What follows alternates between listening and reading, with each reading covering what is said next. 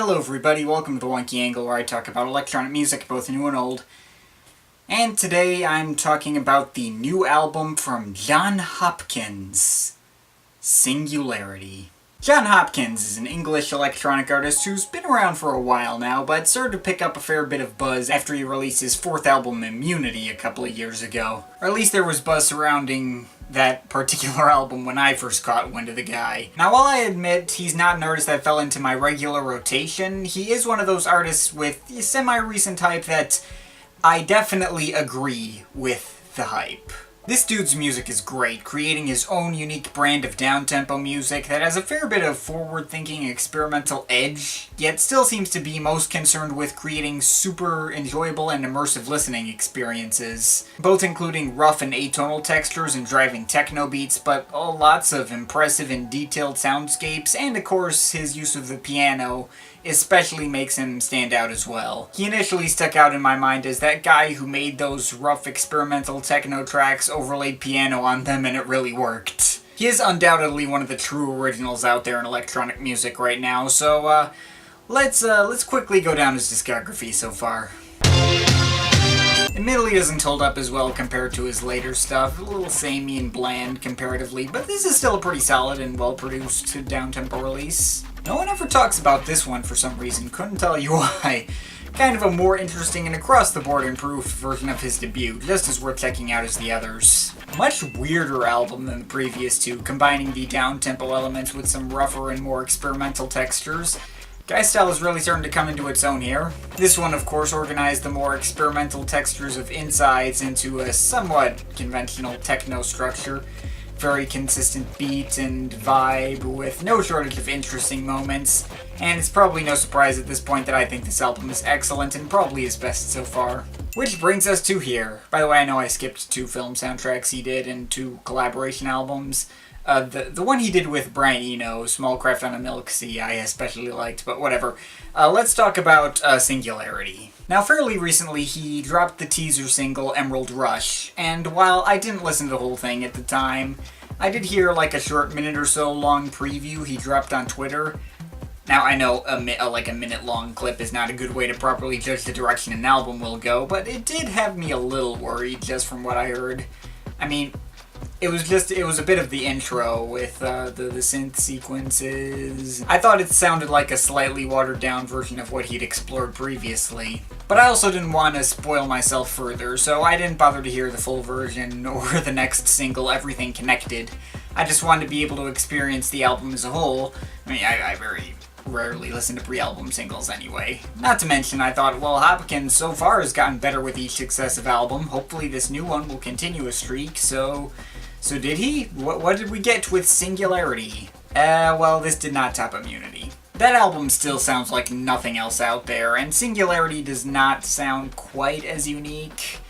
He shifted the weirder and more organic sounds of Immunity over to a much more conventional, synth-heavy palette, and the result is kind of an Ultimate Records style release that doesn't quite pop out or deliver anything I feel like I've never heard before. That said, despite the shift to a less unique sound, Hopkins did definitely manage to deliver on a very strong and enjoyable follow-up here regardless. All the attention to detail and texture and what you'd want out of a John Hopkins release is still here.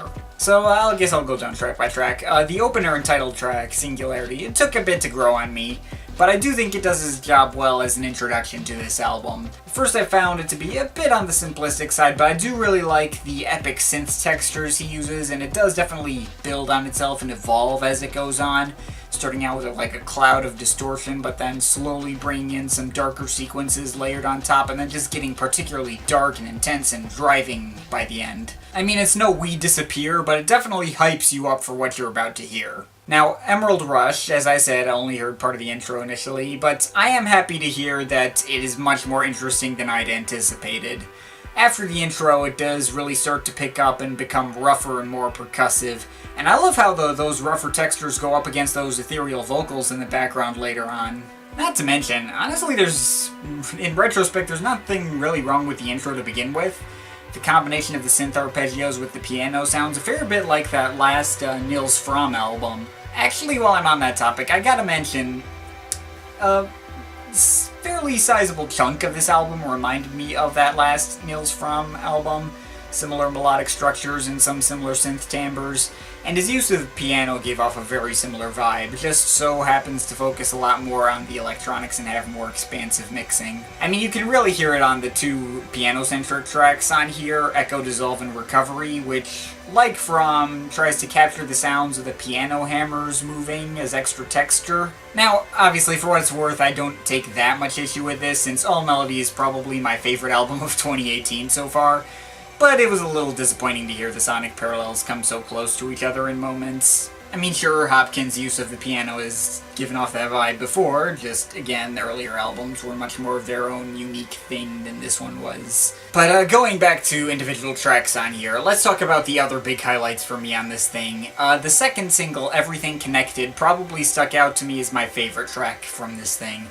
It's certainly the most energetic track on here, sounding really expansive and having lots of interesting progressions, and it's just an all-around awesome track. I also love the use of the choirs on Feel First Life, which, while again Fram did something kind of similar on All Melody, Hopkins' use of the choir sounds so much spacier and more atmospheric.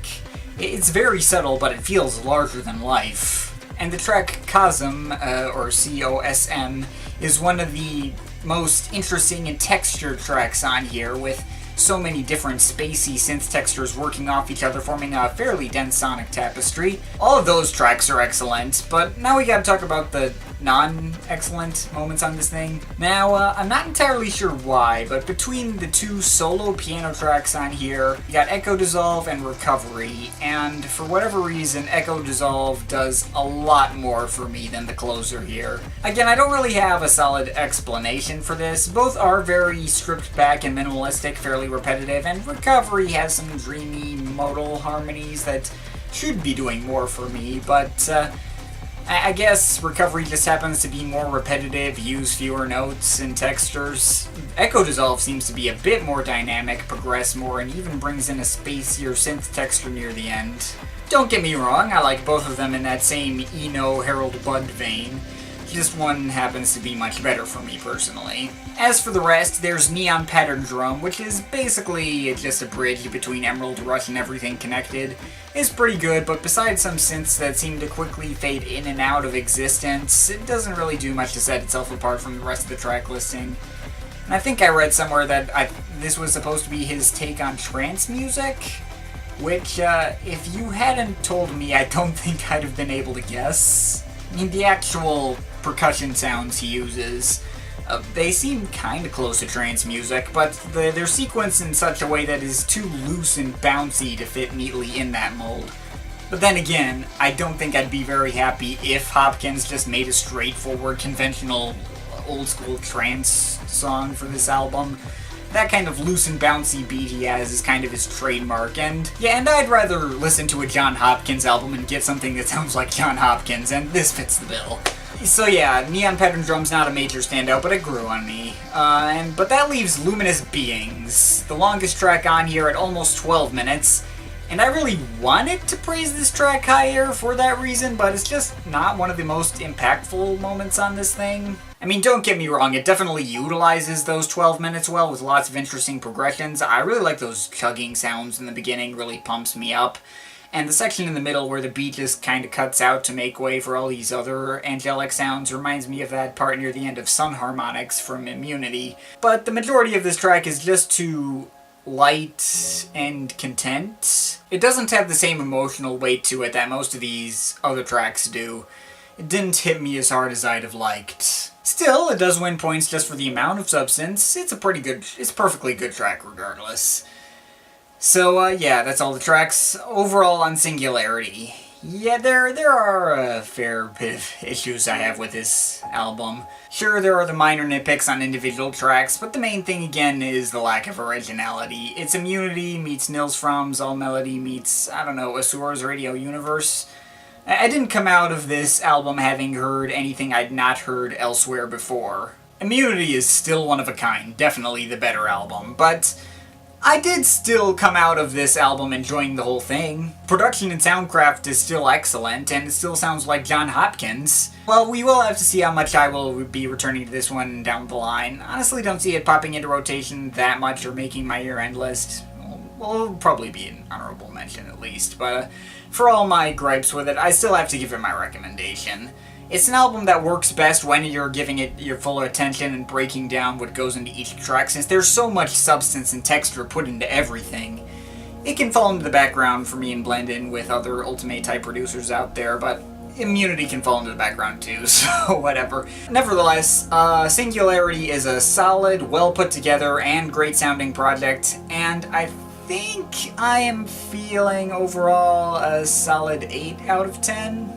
Like, just barely an 8, but yeah, it was solid 8. But of course, it's just my opinion, you can feel free to disagree with it, but I'd like to hear your thoughts, so leave the comments in the comment thing down there, but yeah, that's pretty much it. That's all for today, see you next time.